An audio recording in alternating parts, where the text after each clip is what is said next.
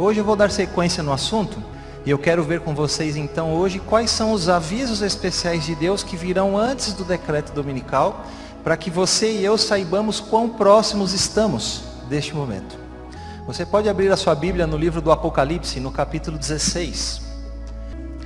Então vi sair da boca do dragão, da boca da besta e da boca do falso profeta, 3 espíritos imundos semelhantes a rãs. Aqui nós já temos 3 grandes poderes representados. A palavra de Deus em Apocalipse 16:13 nos apresenta uma união de 3 espíritos imundos semelhantes a rãs, uma tríplice aliança do mal. E essa tríplice aliança de Apocalipse 16:13, meus irmãos, ela é o último esforço de Satanás na sua tentativa de manter o mundo no erro e de fazer com que as pessoas percam a salvação. Uma tríplice mensagem de 3 espíritos imundos. Porque quando você vai no capítulo 14 do livro do Apocalipse, você vê lá uma tríplice mensagem angélica. Uma tríplice mensagem de Deus para o povo, para o mundo, que é como que uma última advertência de Deus a este mundo para que abandone uma falsa adoração, para que abandone uma falsa religião, e ao mesmo tempo como que um último convite de Deus aos homens para que venham para uma adoração verdadeira, participem de uma religião verdadeira. E o inimigo também tem uma tríplice mensagem, só que é uma tríplice mensagem de 3 espíritos imundos, semelhantes a rãs, que é a sua última tentativa, o seu último esforço de manter as pessoas no erro. E quem são esses 3 espíritos imundos semelhantes a rãs? Então, nós sabemos. O primeiro espírito imundo semelhante a rã que saiu da boca do dragão é aquilo que nós chamamos de espiritualismo. A senhora White nos seus escritos chama de espiritismo, e hoje eu chamo de espiritualismo, e ela estava certa e eu também estou certo. E no final eu vou dizer para vocês por que ela chamava de espiritismo e hoje nós chamamos de espiritualismo. Mas por que o espiritualismo é um espírito imundo semelhante a rã? Porque este é a primeira mentira introduzida no mundo por Satanás no Jardim do Éden. Quando Deus disse a Adão e Eva, olha, vocês podem comer de todas as árvores do jardim, mas dessa árvore que dá o conhecimento do bem e do mal, não comam, porque no dia que vocês comerem dela, certamente morrerão. E a serpente então agora vai ali, Satanás, acontece ali a primeira sessão espírita. Satanás entra na serpente e ele então engana Eva e disse, olha, certamente não morrereis. E dali surge toda essa doutrina espiritualista de que a alma não morre, de que quando a pessoa morre o espírito vai para o céu e esse espírito tem consciência, ele vai e ele evolui, volta, reencarna. E qual é o objetivo do inimigo com tudo isso, meus irmãos? Por que isso é apresentado como um espírito imundo na palavra de Deus? É simples. Porque o espiritualismo tira Jesus de cena e anula o sacrifício de Jesus na cruz. Porque se você morre e o seu espírito vai e você volta, reencarna e ele vai evoluindo até o momento em que ele se torna então um espírito de luz e não precisa mais vir aqui, então eu pergunto para vocês, por que razão então Jesus teve que vir aqui e morrer na cruz? Por isso é um espírito imundo semelhante a rã, porque tira Jesus de cena, desmerece o sacrifício de Cristo, faz com que as pessoas pensem que existe algo após, que elas não precisam de Jesus para ter vida, que elas têm vida por si mesmas. É um espírito imundo semelhante a rã. O segundo espírito imundo semelhante a rã que saiu da boca da besta, e essa besta é aquela primeira besta de Apocalipse capítulo 13. Então antes de dizer, eu quero dizer uma coisa com todo respeito, não é? Esse espírito imundo semelhante a rã que a Bíblia apresenta é o catolicismo. Mas eu digo isso com todo respeito porque toda a minha família é católica. A minha mãe é católica, o meu pai e as minhas irmãs, todos eles são católicos. Mas mesmo eles sendo católicos, eu não posso faltar com a verdade da palavra de Deus. Por que o catolicismo é um espírito imundo semelhante a rã? Porque assim como o espiritualismo, ele tira Jesus de cena, tira Jesus do centro e faz pior, ele coloca o homem no lugar. Coloca o homem no lugar de Deus como tendo poder para perdoar pecados. Coloca o homem no lugar de Deus como recebendo adoração. O catolicismo mexe com o ministério do Espírito Santo quando coloca um homem como um representante de Deus na terra. E nós sabemos que a partir do momento da ressurreição de Jesus, a partir do dia do Pentecostes, o Espírito Santo veio para ser o representante de Deus nessa terra e não qualquer outro homem. O catolicismo mexe com o ministério sacerdotal de Jesus no santuário celestial quando coloca a intercessão dos santos. Um homem que é um pecador assim como eu, você, ou uma mulher, e coloca Jesus assim como alguém inacessível. Você precisa de alguém que intermedie para que você vá até Jesus, como alguém longe, alguém distante. Por isso é um espírito imundo semelhante a rã. E o terceiro espírito imundo semelhante a rã, que saiu da boca do falso profeta, é o protestantismo apóstata. Por que que o protestantismo, em Apocalipse 13, é chamado de uma besta, aquela segunda besta, e aqui ele é chamado de um falso profeta? Porque enquanto esta nação, a nação americana, mantém separados igreja e Estado, e um não interfere na vida do outro, ela é aquela besta de Apocalipse 13. Mas a partir do momento que há essa união entre igreja e Estado, essa nação ela passa a ser uma promotora da falsa religião. Então agora ela é chamada de falso profeta.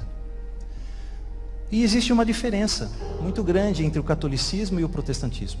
Porque o catolicismo, de certa maneira, ele muda a palavra de Deus, mas ele não mente para as pessoas. Em que sentido? Eles não abrem a Bíblia e tentam justificar na palavra de Deus aquilo que eles fazem, não. Você pode conversar com qualquer católico, com qualquer padre, e ele vai dizer, olha, nós mudamos o dia de guarda do sábado para o domingo pela autoridade que a igreja tem. Mas eles não abrem a Bíblia e tentam justificar na Bíblia essa mudança. Já o protestantismo não. O protestantismo agora, de uma maneira muito estranha, ele abre a Bíblia, ele abre a palavra de Deus e ele tenta justificar na palavra de Deus as mentiras do catolicismo. Por isso é um espírito imundo semelhante a rã. Agora, qual é a mensagem de Deus para mim e para você, através desses 3 espíritos imundos semelhantes a rãs? Qual é o aviso de Deus aqui? Mas antes de eu dizer qual é o aviso, eu quero fazer só mais um comentário aqui. Por que que esses espíritos imundos são semelhantes a rãs, você sabe? Alguém alguma vez já disse para vocês por que esses espíritos imundos são semelhantes a rãs? Não. O livro do Apocalipse tem 404 versos. Desses, 278 são citações diretas do Antigo Testamento. 70% do livro do Apocalipse está no Antigo Testamento. Qual é a mensagem de Deus aqui? O nosso Deus é um Deus preditivo, mas não é previsível. Ele diz o que vai acontecer, mas ele não diz como vai acontecer. Então, quando João tira 70% do livro do Apocalipse do Antigo Testamento, o recado é claro. Deus está dizendo para nós, a única maneira segura de você compreender uma profecia que não se cumpriu ainda é você olhar para o passado, porque a história vai se repetir. E no passado, onde é que nós encontramos as rãs na palavra de Deus? No Egito.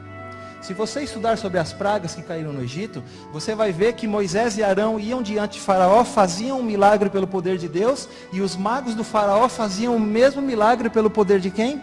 De Satanás. Então a praga das rãs foi o máximo do poder de Satanás para imitar o poder de Deus no Egito. Depois, a partir da próxima praga dos piolhos, não conseguiu mais imitar.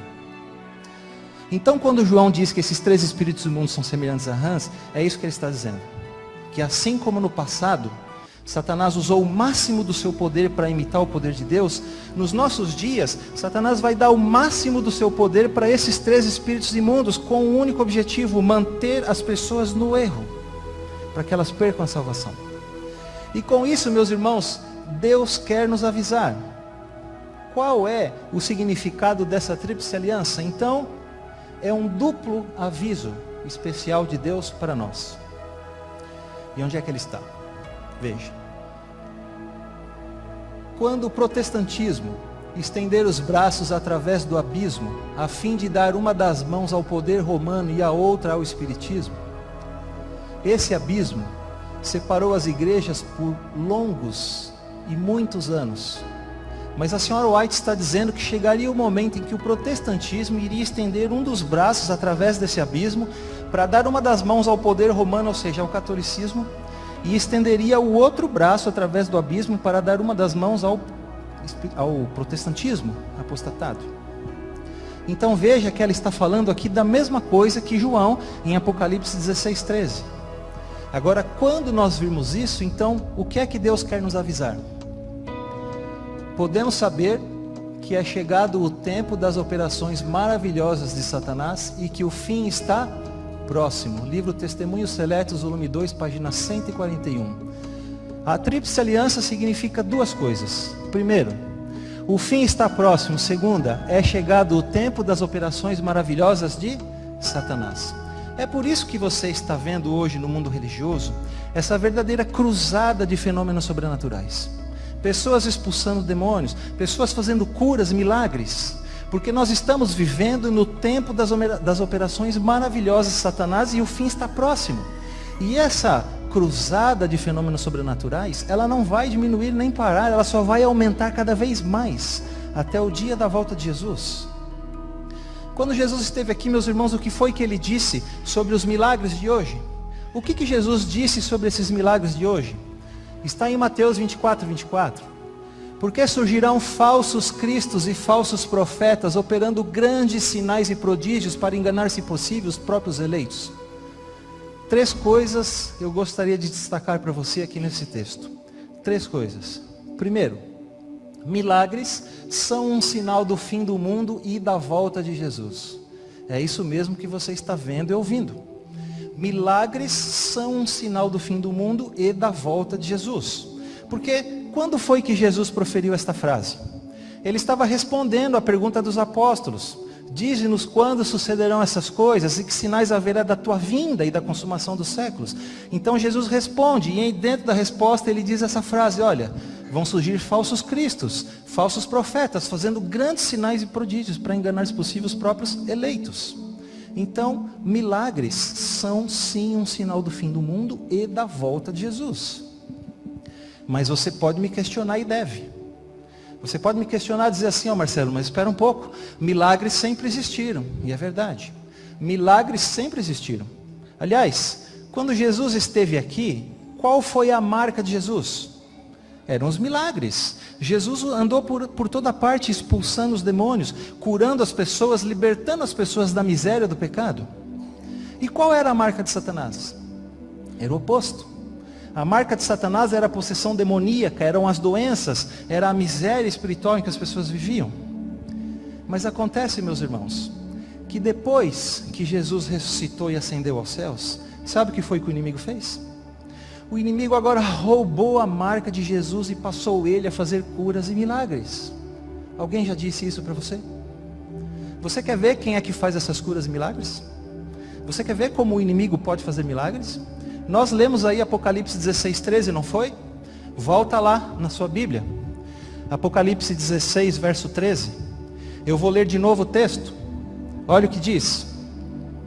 Então, vi sair da boca do dragão, da boca da besta e da boca do falso profeta, 3 espíritos imundos semelhantes a rãs. Agora o que é que diz o verso 14? Porque são espíritos de demônios, operadores de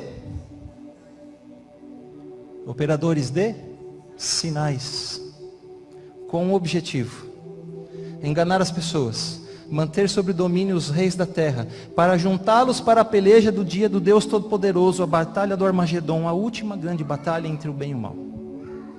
Então veja, milagres simplesmente não são um sinal do fim do mundo nem da volta de Jesus.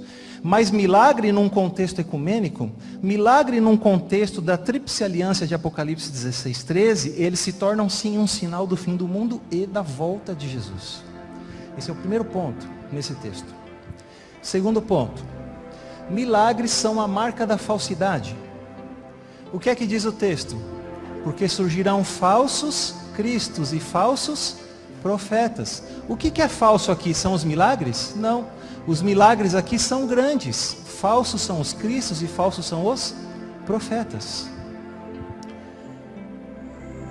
Quantos aqui nessa noite acreditam que esta seja a igreja de Deus na terra hoje, com a missão de levar o evangelho a todas as pessoas? Acreditam nisso?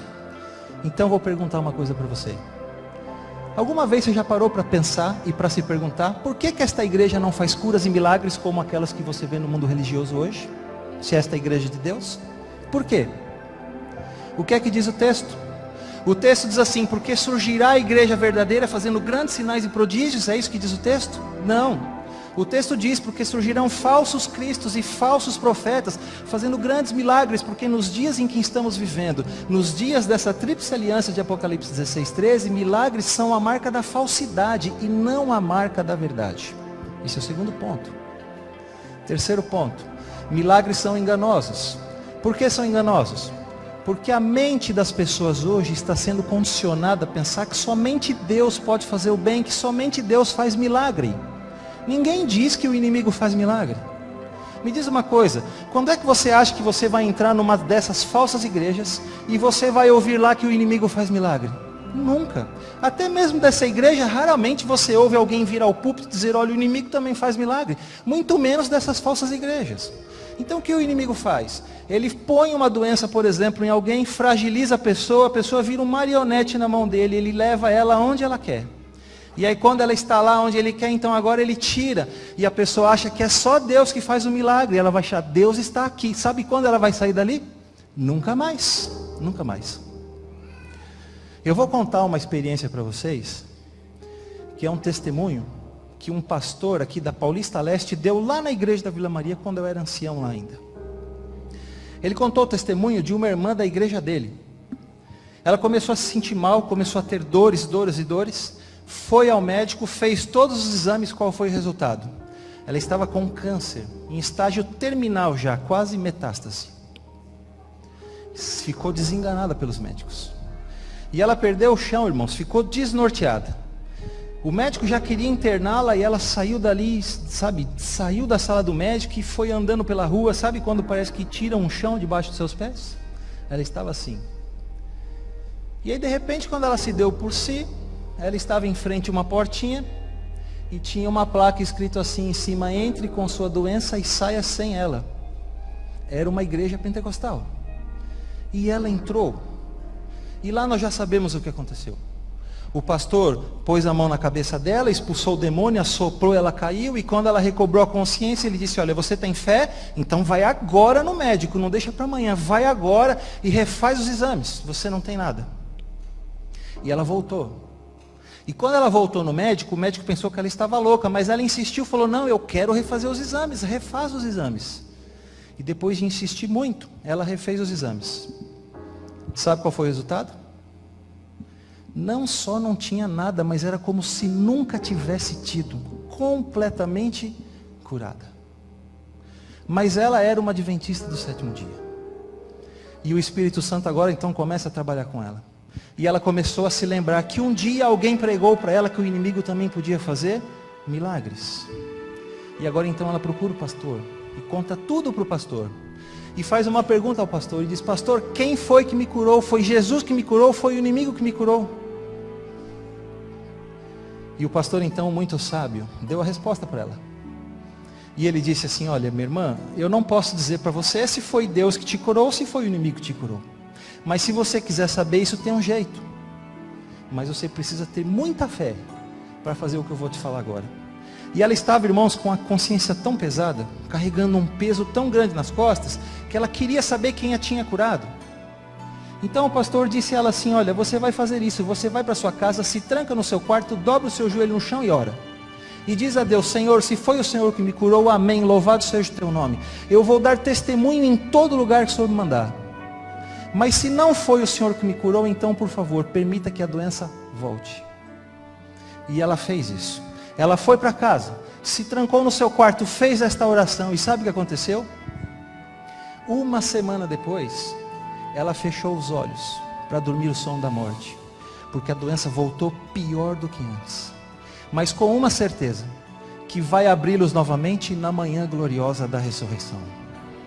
Milagres são enganosos. Por que são enganosos? O que foi que Jesus disse sobre isso? Mateus 7, 22 e 23. Muitos naquele dia hão de dizer-me, Senhor, Senhor, porventura não temos nós profetizado em teu nome, e em teu nome não expelimos demônios, e em teu nome não fizemos muitos milagres? Irmãos, no dia da volta de Jesus, só vai haver dois grupos de pessoas, salvos e perdidos. Mas os perdidos vão se dividir em outros dois grupos. O primeiro é perdidos conscientes, aquelas pessoas que conscientemente rejeitaram a salvação. Sobre esses, a palavra de Deus diz que eles vão correr até as montanhas e pedir que as rochas caiam sobre suas cabeças e os esmaguem, porque eles não podem ver a glória de Jesus. Mas vai haver um outro grupo, perdidos religiosos, pessoas que passaram a vida inteira dentro de uma igreja, expulsando demônios, fazendo milagres em nome de Jesus, e agora de alguma forma vão se dirigir até Jesus como que o saudando e como que reclamando um lugar no reino. Para esses, o que é que Jesus vai dizer? Então lhes direi explicitamente: nunca vos conheci. Apartai-vos de mim, os que praticais a iniquidade. O que é que Jesus está dizendo aqui? Será que Jesus está dizendo que fazer milagres no seu nome é pecado? Será que ele está dizendo que expulsar demônios em seu nome é pecado? Curar as pessoas em seu nome é pecado? Claro que não. Se isso fosse assim, então ele seria o maior pecador. Mas o que é que ele está dizendo aqui? Irmãos, falsos aqui não são os milagres, falsos são os profetas. Em outras palavras, o que Jesus está dizendo é o seguinte: falsos profetas usam o meu nome, fazem curas e milagres em meu nome, mas o poder que usam não é o meu. Por isso vão ouvir: nunca vos conheci, se afastem de mim. E veja, nunca vos conheci. Essa palavrinha conhecer, esse verbo conhecer aqui no grego, ele não tem o mesmo significado que o conhecer aqui na língua portuguesa. Porque na língua portuguesa, como é que é o conhecer? Vocês podem dizer assim: olha, eu conheço o Marcelo, não conhecem? Porque eu venho aqui, porque vocês me veem, porque eu estou pregando aqui. Mas esse não é o significado do verbo conhecer ali no grego. O significado dele no grego é muito mais intenso, é um significado profundo. Este verbo aqui, conhecer, é usado em alguns lugares na Bíblia até para descrever a intimidade que existe entre homem e mulher, um casal. Jesus está dizendo isso: olha, se afastem de mim porque vocês não me conhecem, vocês não têm intimidade comigo, não têm relacionamento comigo. E veja que tristeza vai ser isso. Quantas e quantas pessoas, quando virem Jesus voltando, vão tentar saudá-lo, passaram a vida inteira numa igreja, agora vão ouvir: não vos conheço. Vocês não têm intimidade comigo. Eram falsos profetas. Usavam o nome de Jesus, mas o poder que usavam não era dele. Não era dele. E quando a gente se depara com tudo isso, a gente fica pensando assim: mas como isso é possível? Como é que isso vai acontecer? Como é que pode haver essa tríplice aliança entre catolicismo, protestantismo e espiritualismo, não é? Você nunca se perguntou isso aqui? Como é que se dará a união das igrejas? Como é que ela vai acontecer? Qual é o cimento, qual é a força que vai unir os cristãos? Então, meus irmãos, eu sempre tive essa dúvida na minha cabeça. Eu sempre quis saber como é que seria a união das igrejas. E sabe o que eu pensava? Eu pensava assim, que haveria uma única igreja grande, mundial, e que todos nós seríamos obrigados a participar dela, não é mesmo? Aliás, essa foi a tentativa do Concílio Mundial das Igrejas, que aconteceu em Genebra. Mas essa tentativa fracassou, não deu certo. E eu sempre tive esta dúvida. Até que um dia Deus me deu um presente. O privilégio de conhecer alguém, um pastor, chamado Wilson Andrew White, não sei se alguém aqui o conhece. E o pastor Andrew White, eu tive aula com ele. E um dia na sala de aula eu pude fazer essa pergunta para ele. Eu disse: pastor, mas então me diga, como é que vai acontecer a união das igrejas? Não é? E para minha surpresa, a resposta dele, sabe qual foi? Ele pensava igualzinho a mim. E ele disse assim para mim: olha, Marcelo, durante muito tempo eu achei que fosse haver uma única igreja e que nós fôssemos obrigados a participar dela. Mas então ele me ajudou a entender esse assunto. E eu quero dividir isso com vocês hoje, da mesma maneira como ele fez comigo, explicando para vocês um pouquinho da experiência do pastor Andrew White. O pastor Andrew White, ele fez teologia ali no UNASP em Itapecerica, no final da década de 60, se formou pastor, depois logo em seguida fez o mestrado, e no ano seguinte ele foi para os Estados Unidos fazer o seu doutorado. Mas ele não fez o seu doutorado na Universidade de Andrews. Ele fez o doutorado numa universidade que não era adventista, que fica em Chicago. E antes que você me pergunte, eu já digo, por que ele não fez o doutorado na Andrews? Porque naquela época, no final da década de 60, começo da década de 70, ali não havia doutorado ainda na Andrews. Então ele teve que fazer o seu doutorado numa universidade não adventista que ficava em Chicago. E lá nessa universidade, o pastor Andrew White tinha um conselheiro doutoral que se chamava Dr. Egon Geddes. Alguém aqui alguma vez já ouviu falar em Dr. Egon Geddes? Ninguém? Então vou dizer para vocês quem era, ou quem é, não sei se ele ainda é vivo, o Dr. Egon Geddes. Ele era um alemão, 6 anos mais velho que o pastor Andrew White. O pastor Andrew White hoje deve ter, eu acho, uns 80 anos, então Egon Guedes, se estiver vivo, deve ter uns 86 anos. Mas o fato é que naquela época os dois eram muito novos. O pastor Andrew White tinha 30 anos, o Dr. Egon Guedes tinha 36 anos. Mas mesmo sendo muito novo, este homem, ele já tinha 2 doutorados. Um feito na Alemanha, outro feito nos Estados Unidos. E naquela época, meus irmãos, ele era nada mais, nada menos do que o representante de todos os teólogos protestantes dos Estados Unidos da América junto ao Vaticano. Então, quando tinha uma reunião ecumênica no Vaticano, Dr. Egon Guedes é que ia, participava representando todos os teólogos protestantes da América do Norte. Depois, quando ele voltava, então ele difundia o ecumenismo, a união das igrejas na América do Norte. E o pastor Andrew White fez a pergunta a ele: Dr. Egon Guedes, o senhor acredita mesmo que vai haver essa união das igrejas? E sabe qual foi a resposta dele? A resposta dele foi assim: Wilson, eu hoje já sou muito mais católico do que protestante. E ele disse assim: hoje está acontecendo um fenômeno. Veja, nós estamos falando do final da década de 60, começo da década de 70. E ele disse: hoje está acontecendo um fenômeno, e sabe qual é? Os líderes das igrejas estão se unindo. Veja, nós sabemos que nem todos os membros das igrejas vão se unir, mas isso não importa, porque o importante está acontecendo, os líderes estão se unindo, e quando os líderes se unem, as massas sempre seguem o seu líder, percebe? As massas sempre seguem o seu líder. E aí o pastor Andrew White fez outra pergunta: então, se o senhor acredita mesmo que vai haver essa união das igrejas, então me diga, qual é a força, qual é o cimento que está unindo os cristãos? E veja qual foi a resposta do Dr. Egon Guedes lá no final dos anos 60. O carismatismo é a grande força que está unindo os cristãos. O carismatismo. O que é o carismatismo? O carismatismo vem da palavra grega carisma, e carisma significa dons do Espírito Santo. O carismatismo envolve todos aqueles que estão em busca dos dons do Espírito Santo: falar em línguas, batismo no Espírito Santo, curas, milagres, profetizar, tudo isso está no manto carismático. E o carismatismo, meus irmãos, ele surgiu no mundo no ano de 1906, na Azusa Street, número 312, em Los Angeles. Surgiu não como uma experiência denominacional, não surgiu como uma experiência de uma determinada igreja, mas surgiu na vida de alguns homens. Primeiro, 2 batistas suecos, de origem sueca, um homem chamado Gunnar Wingren e o outro chamado Daniel Berg. E o carismatismo surgiu desta maneira, na experiência de algumas pessoas, não em uma determinada igreja, justamente porque o objetivo do carismatismo era se tornar interdenominacional, era estar em todas as igrejas, em todas elas. Mas acontece que quando o carismatismo surgiu, lá em 1906, as igrejas protestantes, todas elas fecharam as suas portas ao carismatismo. Não aceitaram porque entendiam que aquilo não era uma manifestação do Espírito Santo de Deus. Não aceitaram. E aí qual foi o resultado?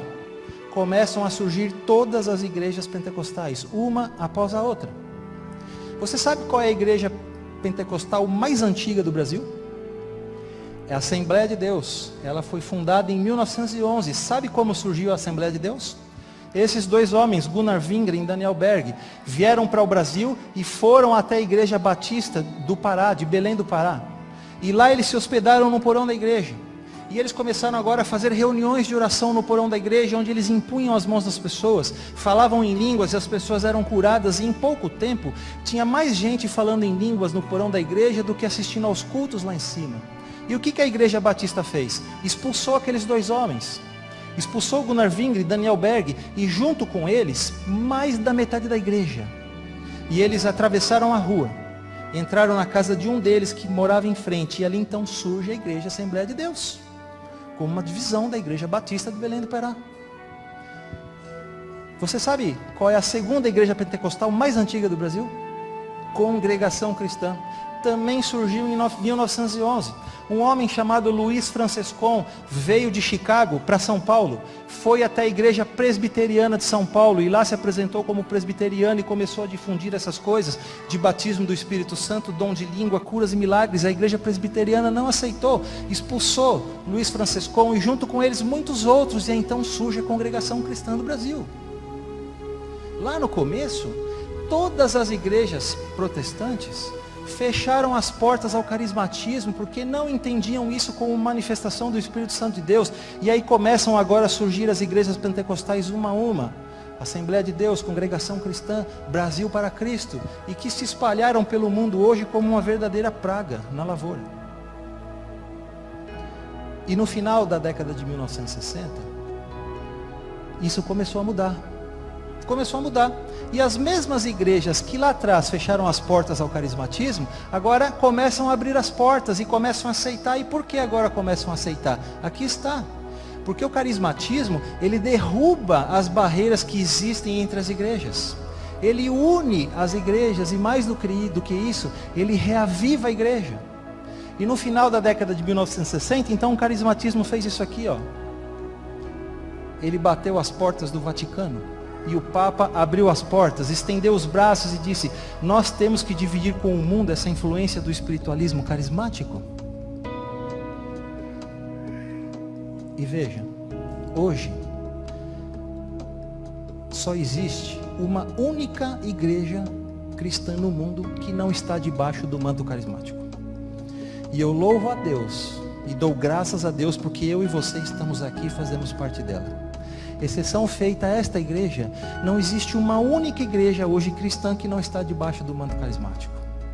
Veja a igreja católica, por exemplo. Ela é uma igreja carismática e renovada. E isso chegou aqui no Brasil com quem? Quem foi que trouxe o carismatismo aqui para o catolicismo no Brasil? Vocês conhecem. Aquele padre, Marcelo Rossi. Ele começou a implantar isso aqui. E hoje a igreja católica é uma igreja carismática e renovada. E pasme, irmãos. O número de católicos carismáticos neopentecostais no Brasil é maior do que o número de adventistas do sétimo dia no mundo. Sabia? O número de católicos neopentecostais carismáticos no Brasil é maior do que o número de adventistas do sétimo dia no mundo. Então veja, o carismatismo é o cimento, é a força que está unindo os cristãos. Então, diante disso, o pastor Andrew White agora fez outra pergunta, não é? Ao Dr. Ergon Guedes. E ele continuou dizendo, e ele disse: olha, Wilson, a união das igrejas não é uma união institucional. Essa tentativa do Concílio Mundial das Igrejas fracassou. A união hoje é espiritual. Então o pastor Andrew White perguntou: olha, se a união é espiritual, então me diga, qual é a experiência espiritual em comum que tem que acontecer para que todos se tornem irmãos? Lembra na semana passada que eu disse a vocês que os cristãos já estavam unidos sobre 3 grandes pilares? O primeiro, a guarda do domingo. O segundo, a crença na imortalidade da alma. E lembra que eu disse que o terceiro eu mostraria hoje? Aqui está o terceiro. Veja a resposta do Dr. Ergon Guedes. Através da experiência espiritual do batismo no Espírito Santo, católicos, protestantes, batistas, metodistas, presbiterianos, anglicanos, judeus, etc. todos seremos irmãos em Cristo Jesus. Você já ouviu falar desse homem aqui? Kevin Hanagan. Sabe quem é Kevin Hanagan? Kevin Hanagan, esse homem e a sua esposa, foram eles que fizeram isso aqui, ó. Foram eles que bateram na porta do Vaticano e levaram o carismatismo para dentro do catolicismo. Kevin Hanagan, ele é um católico e ele é professor da Universidade de Notre Dame, uma universidade católica que fica na cidade de South Bend, no estado de Indiana, a 40 milhas de distância da Universidade de Andrews. Esse homem, em 1960, professor dessa universidade, montou ali um grupo de estudos com alguns alunos. E logo o espírito carismático se manifestou ali entre eles. E 7 anos depois, em 1967, ele bate as portas do Vaticano e leva o carismatismo para dentro do catolicismo. Esse homem escreveu um livro, chama-se Catholic Pentecostals, Católicos Pentecostais. E veja o que é que ele diz na página 225 do seu livro. Um dos mais ricos frutos do movimento carismático contemporâneo é a união dos cristãos de muitas denominações no Espírito de Jesus. Episcopais, luteranos, presbiterianos, metodistas, batistas, discípulos nazarenos, irmãos, bem como as denominações pentecostais, têm se tornado os nossos queridos irmãos em Cristo, unidos pelo batismo no Espírito Santo. Católico Pentecostais, página 225. Você já ouviu falar desse homem? Dennis Bennett? Ele foi reitor de um seminário teológico episcopal que aconteceu em Seattle. Irmãos, esse homem escreveu um periódico chamado Christianity Today. E quando eu li o que esse homem escreveu, eu fiquei com a minha boca aberta e com o meu queixo caído. Sabe por quê? Porque esse homem, nesse periódico, ele escreveu a mesma coisa que a senhora White escreveu no livro Testemunhos Seletos, volume 1, volume 2, página 141, há muitos anos atrás. Ele está parafraseando a senhora White. Veja o que ele escreveu. Christianity Today, 12 de agosto de 1977, página 36. Vejo 3 correntes do cristianismo que estão começando a se unir. A corrente católica, com sua ênfase na continuidade histórica. A corrente protestante, com sua ênfase na lealdade à Bíblia. E a corrente espiritualista pentecostal, com sua ênfase na experiência com o Espírito Santo.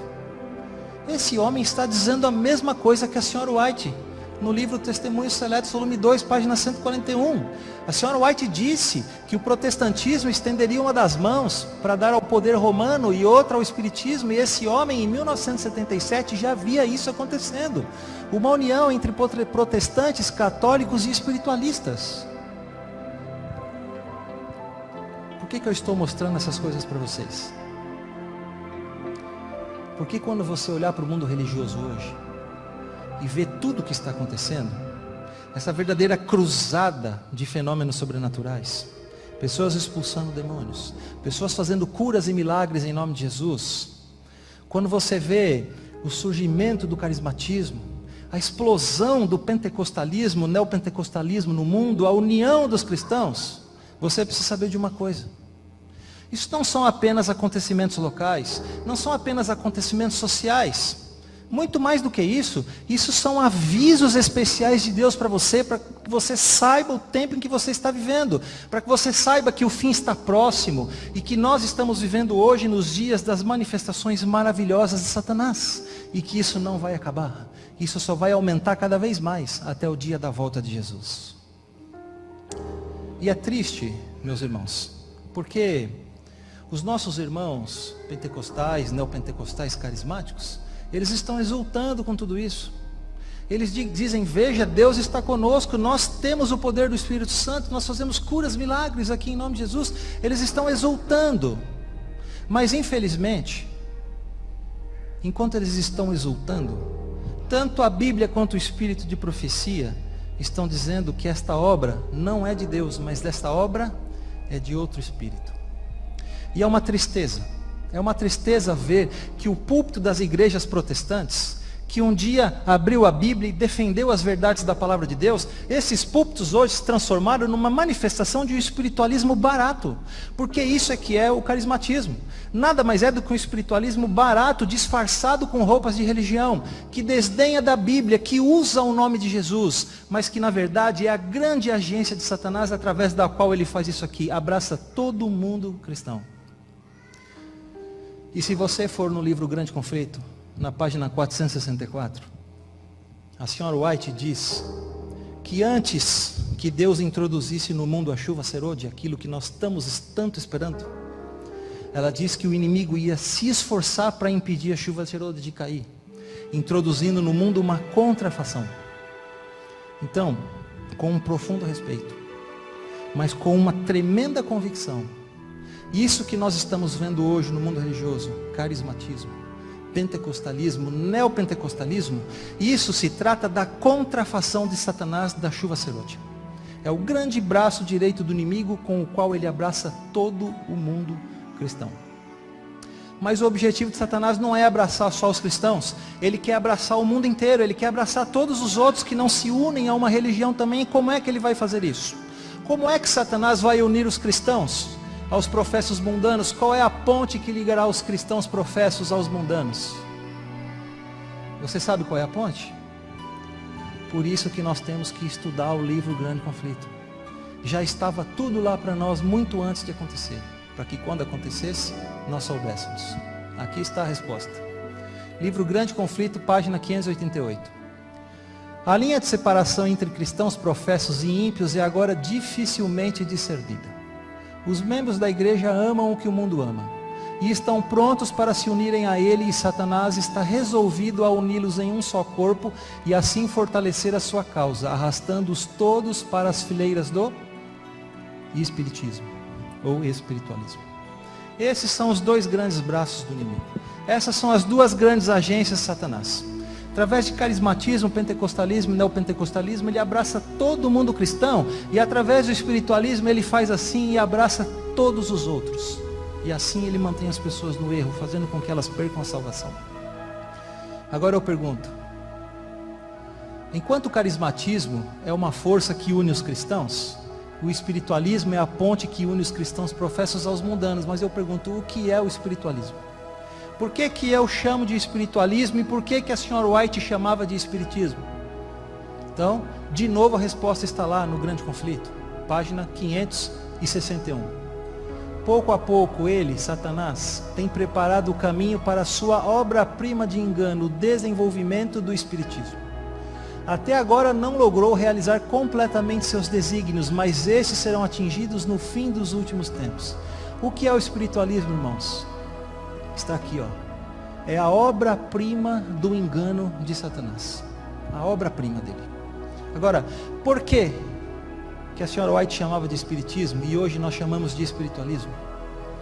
Porque quando ela escreveu esse texto, o espiritismo moderno conhecido eram aquelas pancadas na casa das irmãs Fox em Rochester.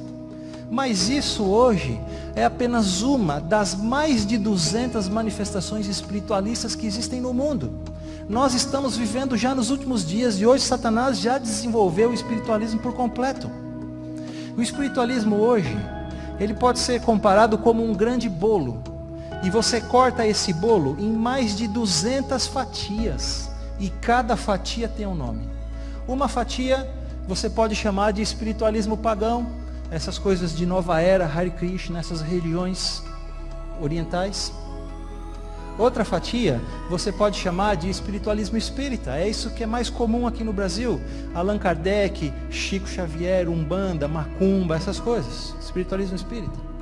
Outra fatia você pode chamar de algo que está em alta hoje. E se você tem TV a cabo e assiste Discovery, você ouve falar disso o tempo todo. Espiritualismo científico. Telepatia, psicocinose, astrologia, ufologia, parapsicologia. E uma outra fatia você pode chamar de espiritualismo religioso, carismatismo, pentecostalismo, neopentecostalismo.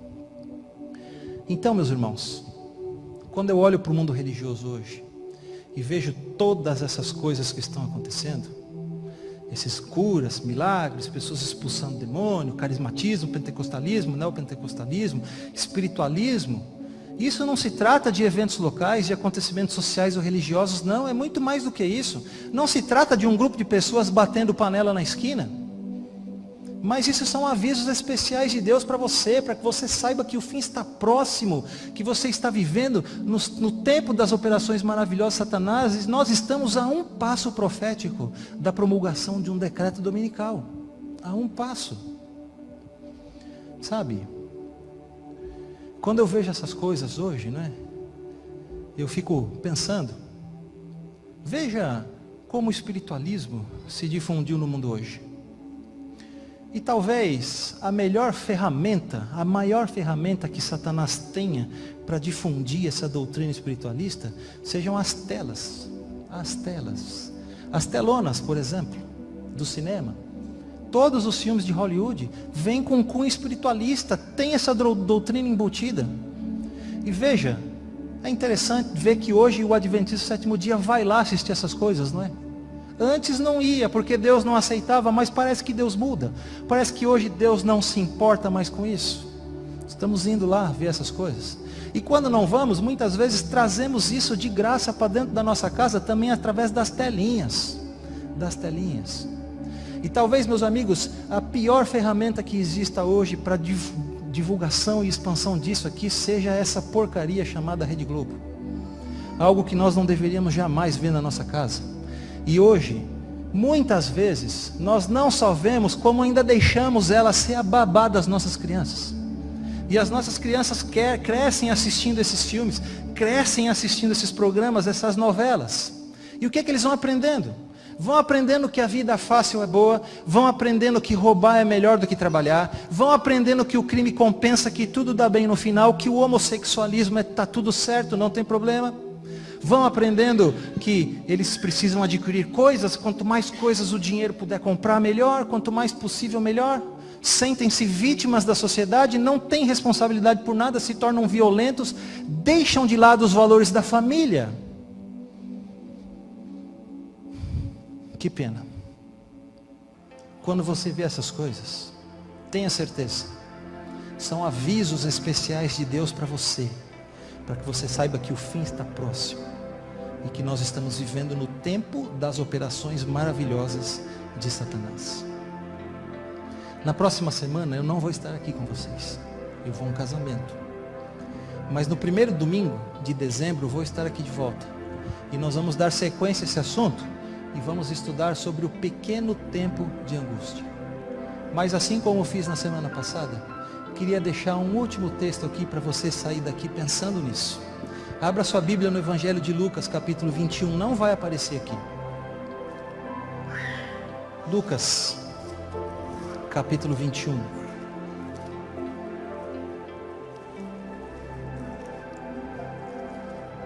Eu quero ler para você verso 29. Lucas 21, 29, a palavra de Deus diz assim: ainda lhes propôs uma parábola dizendo: vede a figueira e todas as árvores, quando começam a brotar, vendo, sabeis por vós mesmos que o verão está próximo. É uma parábola. O Senhor Jesus está dizendo: olha, quando vocês veem os frutos brotando, vocês sabem que o verão está chegando, porque não é assim que acontece na natureza. No outono, no inverno, as folhas caem, as árvores parece que perdem a vida, depois vem a primavera, tudo ressurge, e quando o fruto está lá, começa a crescer agora, então você sabe, o verão está chegando. Ele queria ensinar uma lição espiritual, e qual é? Verso 31. Assim também, quando virdes acontecerem estas coisas. Que coisas? De que coisas ele está falando? Dessas coisas. Quando vocês virem acontecerem essas coisas, pentecostalismo, neopentecostalismo, carismatismo, ecumenismo, união das igrejas, explosão do espiritualismo no mundo, união dos cristãos. Quando vocês virem essas coisas acontecerem, sabei que está próximo o reino de Deus. Verso 28. Ora, ao começarem essas coisas a suceder, exultai e erguei a vossa cabeça, porque a vossa redenção se aproxima. E verso 27, então se verá o Filho do Homem vindo numa nuvem com poder e grande glória. Irmãos, isso aqui é uma grande promessa de Jesus. Uma grande promessa. Ele está dizendo, olha, quando essas coisas começarem a acontecer, não é para você ficar triste, nem chorando, nem preocupado, nem com medo. Mas é para quê? Para você exultar, para você ficar alegre, porque o seu Redentor está voltando. Você vai ver Jesus voltando nas nuvens do céu com poder e grande glória. Você e eu estamos vivendo nos dias da volta de Jesus, eu não tenho dúvida nenhuma disso. É uma grande promessa de Jesus para nós. Mas é muito mais do que isso. É muito mais do que uma grande promessa. Isso também é, sabe o quê? É uma grande advertência. Porque o Senhor Jesus dizia assim, olha, quando essas coisas começarem a acontecer, você tem que erguer a sua cabeça, você tem que olhar para o alto. Quando elas começarem a acontecer, irmãos, elas já estão no mundo há mais de 100 anos. O carismatismo já está no mundo há mais de 100 anos. A união espiritual dos cristãos já existe há mais de 50 anos. E ele está dizendo, olha, quando elas começarem a acontecer, você tem que olhar para o alto. O que significa? Vamos todo mundo sair agora lá fora e vamos ficar olhando para o céu até Jesus voltar? É isso que ele está dizendo? Claro que não. Quando ele diz assim, olha para o alto, ele está dizendo, foca nas coisas do céu. Ele está enfatizando a questão do preparo. Do preparo. O Senhor Jesus está advertindo. Quando essas coisas começarem a acontecer, eu e você já temos que estar preparados para encontrar com Jesus. Isso é uma grande advertência. E para nós que somos brasileiros, parece que isso cai muito bem. Porque nós parece que gostamos de deixar sempre tudo para a última hora, não é? Vamos empurrando, dando o nosso jeitinho, né? Não faça isso. O Senhor Jesus está dizendo, não faça isso. Quando essas coisas começarem a acontecer, você já tem que estar preparado, sabe, irmãos? Porque o dia da volta de Jesus, ele não está mais distante de cada um de nós do que o dia da nossa morte. Porque o dia em que nós dormimos o sono da morte, nós não temos mais pensamentos, não temos mais sentimentos, não temos mais dor, mais tristeza, mais alegria, tudo perece. Mas tem uma coisa que nós não temos mais também, e sabe o que é? Nós não temos mais influência do tempo sobre nós. Então quando fechamos os olhos para dormir o sono da morte, pode-se passar o tempo que for.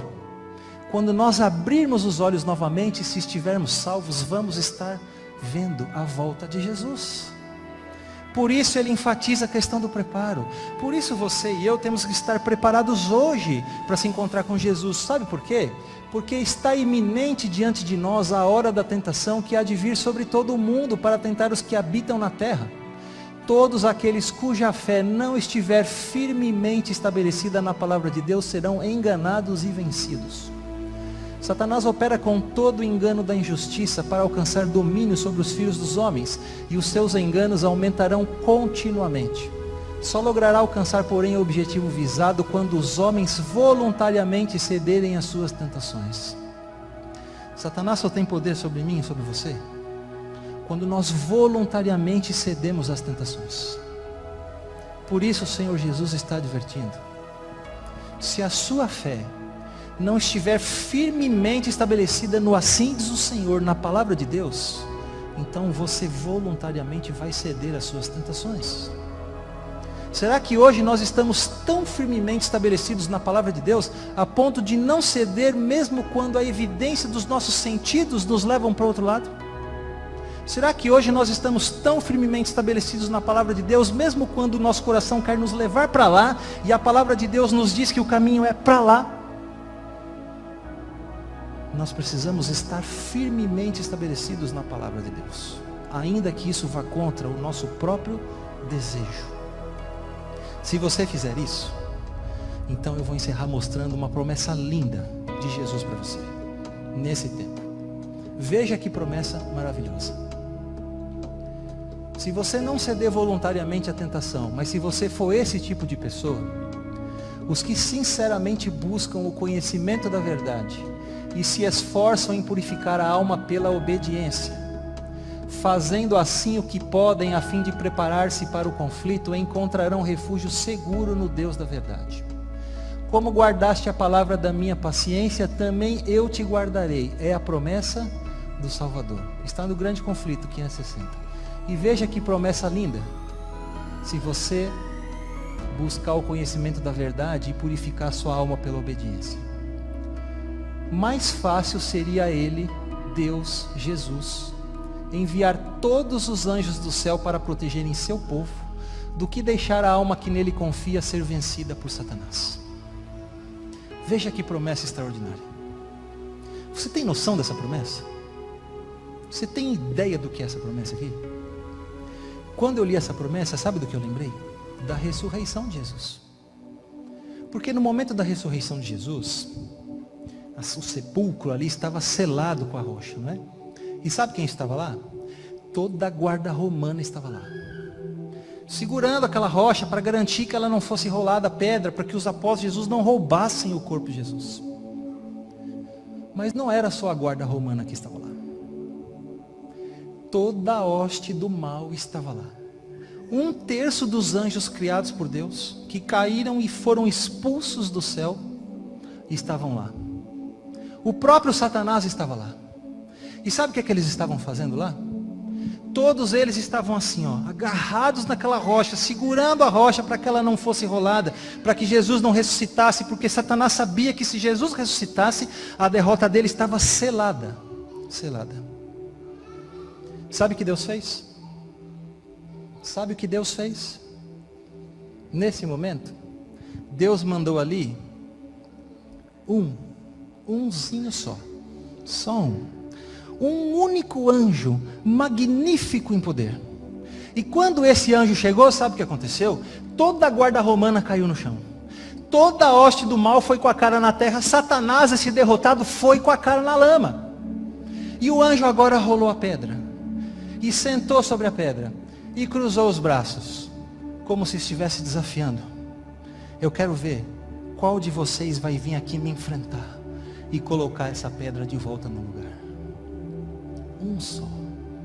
Um único anjo do Senhor, magnífico em poder, foi o suficiente para jogar toda a hoste do mal com a cara na lama.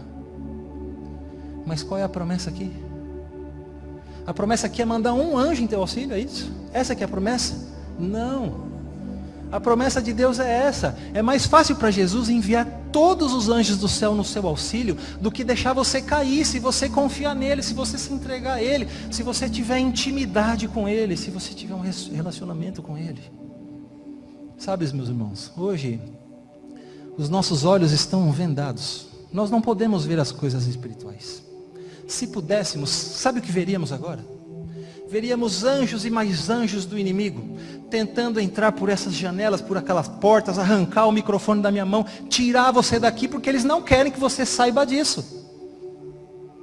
Mas também veríamos, sabe o que?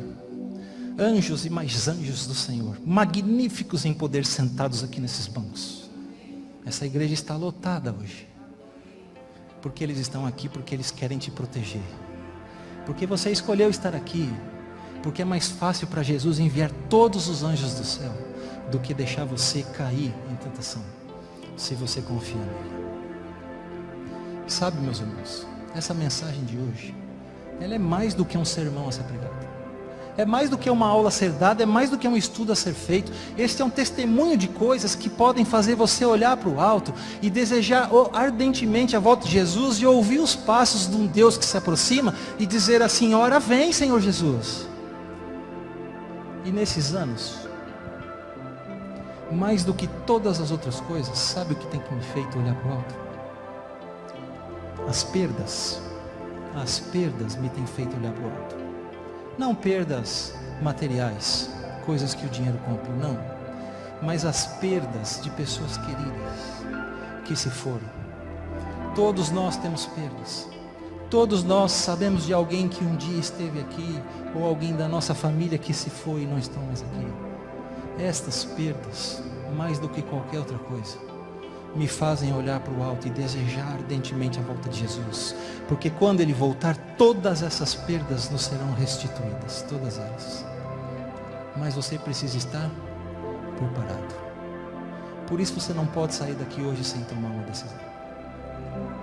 Se existe alguém aqui nessa noite que ainda não se entregou a Jesus através das águas do batismo, então saiba, vocês não podem sair daqui hoje sem tomar essa decisão. Tomem essa decisão, se entreguem a Jesus, para que Ele seja o seu Salvador e o Senhor da sua vida. Se existe alguém aqui que você tem algum problema, alguma rusga, algum desentendimento, alguma briga, e se essa pessoa estiver aqui, não saia daqui hoje sem oferecer o perdão a ela, ou sem pedir o perdão a ela. Se ela não estiver, na próxima oportunidade que você tiver, faça isso, porque tudo isso deve ser muito pequeno diante da iminência de um Deus que se aproxima. E você que está aqui hoje, também não pode sair daqui sem tomar a decisão de anunciar a volta de Jesus para todo aquilo que Ele colocar na sua frente. Será que existe alguém aqui hoje que gostaria de fazer isso?